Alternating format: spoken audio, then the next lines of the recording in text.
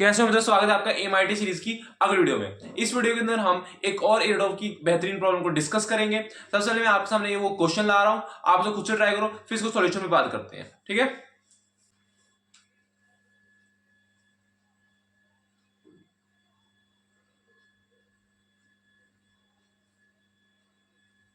देखो इस क्वेश्चन क्या क्या रखा है। A small body of mass m is tied to non-stretchable thread moves over the smooth horizontal plane. The other end of the thread is being drawn into hole O with a constant velocity. Find the thread tension as a function of distance r between body and the hole. If at r is equals to r naught, the angular velocity of the thread is equal to omega naught. ठीक है, देखो मैं इसका पहले diagram बना देता हूँ। ये हमारे पास कुछ ऐसा सा प्लेन दे रखा है, इसमें हमारे पास ये बॉडी है एम मास की और ये एक होल है ना।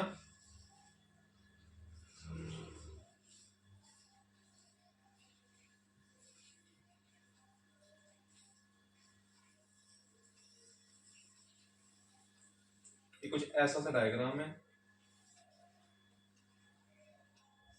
ना, ऐसा कुछ डायग्राम है ना, ठीक है। अच्छा, हमें कहा गया है कि देखो मैं क्वेश्चन समझा देता हूं। ये किस साइड है, ठीक है। ये मैं क्वेश्चन समझा देता हूं सबसे पहले।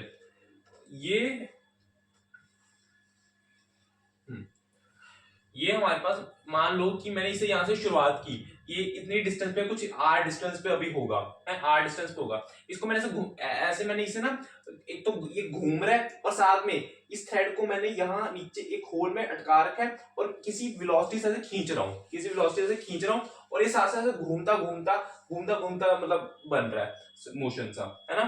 समझे हमारे पास, समझो फिर से। मैं ये एक थ्रेड को मैंने यहाँ अटका रखा है और ये अभी किसी डिस्टेंस पे ये एम मास को रखा हुआ है। ये खींच रहा हूं मैं किसी वेलोसिटी से और साथ में ये जो हमारे पास बॉडी है ये एक सर्कुलर मोशन, कहीं ना कहीं आपको सेंट्रीपिटल फोर्स की फीलिंग जरूर आ रही होगी कि ऐसे ही घूम रही है, सेंट्रीपिटल फोर्स की फीलिंग जरूर आ रही होगी आपको, है ना।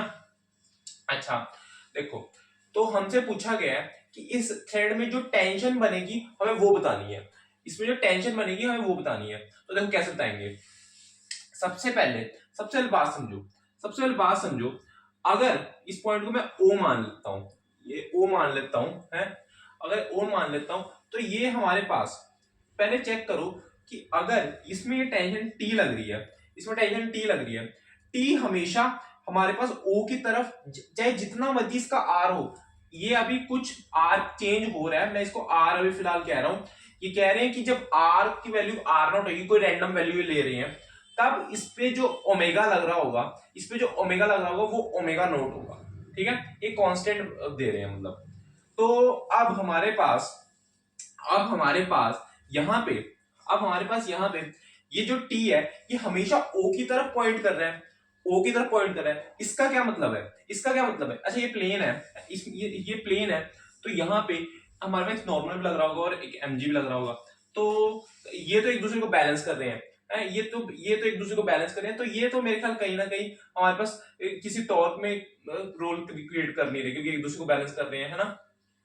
अच्छा, लेकिन टी हमेशा सेंट्रीपिटल फोर्स का काम करेगा,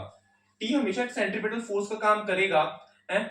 और हमेशा ये सेंटर की तरफ अगर पॉइंट कर रहा है तो कहीं ना कहीं ये टॉर्क, लेकिन इसकी वजह से जीरो आएगा। क्यों देखो, आर भी है और टी भी है, तो बीच में एंगल कितना है, जीरो। और हमारा टॉर्क क्या होता है, आर क्रॉस एफ, है। तो क्या टॉर्क हमारा जीरो हो गया, हाँ हो गया।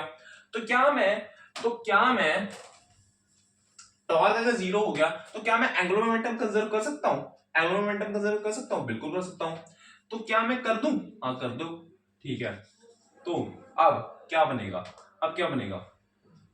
ये बनेगा M V R is equal to M V R naught, ठीक है। अच्छा, अब मैं v को लिख सकता हूं ओमेगा। अब मैं क्योंकि इसमें ओमेगा की बातें करी है तो मैं ओमेगा ही लिख देता हूं, M omega R square, v is equal to omega R होता है ना, तो उससे लिख रहा हूं। अच्छा, ये मैंने ना एक पॉइंट पे बात करी है, तो एक काम करो, इसको लिख दो m omega naught r naught का स्केयर। बात समझे?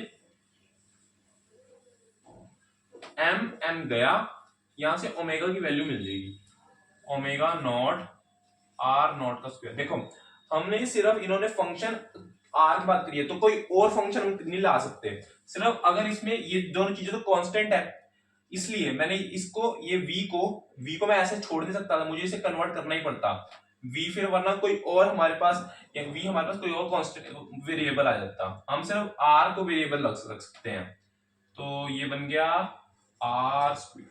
बात समझे? ठीक है। अच्छा, अब समझो, अब जो t है, धागा तो सेम है, जो f से मैं खींच रहा हूं, ये वेलोसिटी जा रहा है, हाँ वो बातें ठीक है, ये किसी फोर्स से मैं खींच रहा हूं, है ये टेंशन इसी वाले हमारे पास इसी थ्रेड पे लग रहा है, जो जिस फोर्स से खींच रहा हूं वो टेंशन इसी थ्रेड पे जा रहा है ना, उसकी वजह से जो टेंशन बन रहा है वो इस थ्रेड पे हो रहा है, तो क्या मैं t f लिख सकता हूं? बिल्कुल लिख सकता हूं। और ये f किसका काम कर रहा है? ये f किसका काम कर रहा है? फोर्स, कौन सी? Centripetal force, mv square by r। बात समझे? लेकिन हमें ओमेगा की बातें करी है, तो ओमेगा ये लिख दो, omega r, m omega r का स्क्वायर अपॉन r, ये r गया तो ये आ जाएगा m ओमेगा स्क्वायर r। बात समझे? तो एक काम करो, अब ओमेगा की वैल्यू रखो, तो ये बन जाएगा t is equals to m omega naught r naught का square on r square r, तो ये बन जाएगा m omega naught square r naught, ये ऊपर स्क्वायर भी है क्या? हाँ स्क्वायर भी तो है, हाँ r4 अपॉन ये r4 बनेगा, और एक साथ में एक r है, तो इसको ये r क्यूब रह जाएगा। बात समझे? तो t आ रहा है m omega naught square r not 4 upon r cube. बात समझे? ये चीज आ रही है। अच्छा, ऑप्शंस में ये भी आ सकता है कि इन दोनों के बीच में रिलेशन बताओ, तो रिलेशन आ जाएगा, कुछ भी आ सकता है ना जी, एडवांस तो कुछ भी पूछ सकता है, तो ये रिलेशन ऐसा बनता है कुछ, ठीक है ये चीज, क्यों देखो m omega naught r not 4 ये सब चीजें तो कांस्टेंट ही है, तो मैं इसे डायरेक्टली प्रोपोर्शनल वाले साइन से लिख सकता हूँ, मतलब ये वैसे इनवर्सली प्रोपोर्शनल है, ये भी लिखा जा सकता है ना, डायरेक्टली प्रोपोर्शनल करना है तो ये लिख लो, बात तो सेम है, कोई बड़ी रॉकेट साइंस थोड़ी है ना, तो इसको मैंने बस माइनस लिख दिया, ठीक है। अगर रिलेशन पूछा हो तो ऐसे ये वाला रिलेशन आएगा, बाकी अगर टेंशन पूछी थी तो हमारा ये आंसर आ रहा है, ठीक है। होप आपको ये सारी चीजें समझ में आई होंगी, कोई ज्यादा बड़ा प्रॉब्लम नहीं था, बस सिंपली हमें ये देखना था कि एंगुलर मोमेंटम कंजर्व हो रहा है, और थोड़ी सी हमें न्यूटन्स लॉ को लगाना था, है ना, बाकी सारी चीजें तो सिंपल ही है ना। होप आपको सारी एक्सप्लेनेशन समझ में आई होगी, मैंने कैसे अप्रोच किया, मैंने कैसे चीजों को लगाया, एंगुलर मोमेंटम कैसे कंजर्व किया, है ना।